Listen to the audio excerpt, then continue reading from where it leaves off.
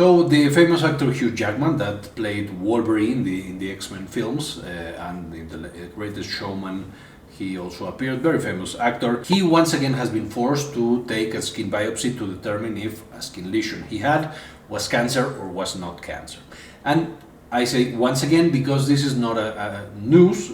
This is news, but this also happened to the actor several times throughout his career, and in 2013 he even had to remove a basal cell carcinoma from his skin. Now, why does Hugh Jackman suffer so much from skin cancer? As you may know, Hugh Jackman is Australian. In Australia you have a lot of sun exposure. It's a very large desert, and especially in the years when Hugh Jackman was a child, there was not so much consciousness, there was not so much talk about skin protection. And the thing is, when we are exposed to the UV light from the sun, that UV light may damage the DNA from our skin cells. And once in a while, these skin cells and that DNA damage may lead to a mutation. These mutations, of course, change the way our skin cells act, and sometimes they become cancer, they become malignant, they start growing, they lose their original shape, their original purpose, and they develop a tumor. These tumors, speaking about the basal cell carcinoma, they are thankfully not that aggressive, so most patients will not die from a basal cell carcinoma. It's not impossible, but it's not frequent. They mainly cause deformity. They cause, of course, the growing of a mass in the face or in the sun-exposed parts of the body. Once again, it can appear in covered zones, but it's most frequent in the sun-exposed parts of the body. And this tumor may be dark, like dark skin, it may be red, it may be flat, it may be a tumor already, so it can manifest through different sizes, shapes, colors and everything. That's why it's so important to get our lesions checked with the dermatologist, and even frequently a dermatologist will need the biopsy to take out that tumor, that lesion, and determine if it's a normal lesion of the skin or it's a malignant lesion, like in the case of a basal cell carcinoma. On top of the risk of deformity, the basal cell carcinoma is a very recurrent tumor. So once we take it out, we give treatment. If we find it in time, it can be taken out completely and it can be kind of cured. However, it has a very high remittance risk. So once we take it out, it's frequent that it appears once again in a couple of months to a couple of years. That's why Hugh Jackman has recently become really preoccupied with communicating and educating everyone about the prevention of these types of lesions. Of course, one of the main things we should be doing is protecting our skin from the UV light, and this is mainly done through blocking the rays of the sun, the sunlight. We can do it through like clothing that blocks completely all of the sunlight, like a hat, like dark glasses, like long sleeves.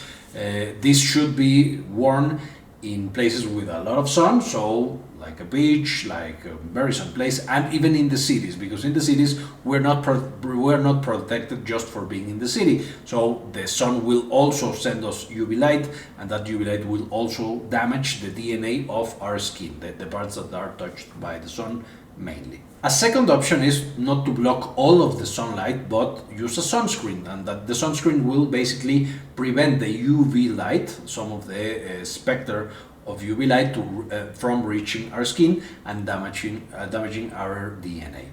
For this, we should use a sunscreen that really protects us with a high solar protection factor. At least it should be 50 or higher. The sunscreen should be applied many times a day, every couple of hours, and we should of course avoid, especially when the sunlight is most extreme or more intense, from 10 o'clock in the morning to 4 o'clock in the afternoon.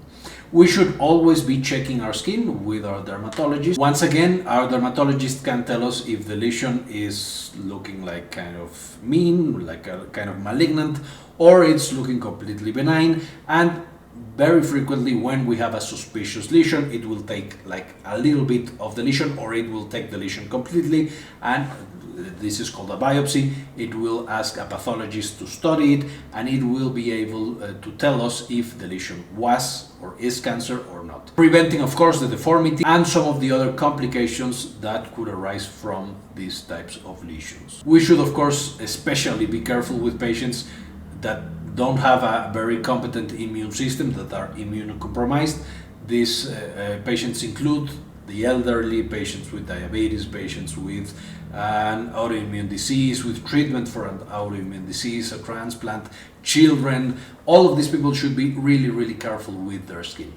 A patient that has basocellular carcinoma are also at risk of other types of skin cancer because of the lesion and because of the same risk factors, that sun exposure that may lead to the development of cancer.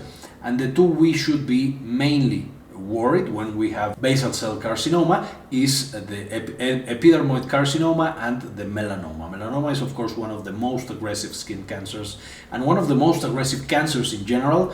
When we detect it on time, it can be easily managed, but in a very short period of time, it becomes a completely untreatable tumor, a completely untreatable cancer that will kill our patient. So we should be extremely careful, be in touch with our dermatologist, and of course, listen to Wolverine. We should take care of our skin. Thank you very much for watching this video, sharing it, and spreading the word about the protection for our skin. And as always, help us change the world, share the information.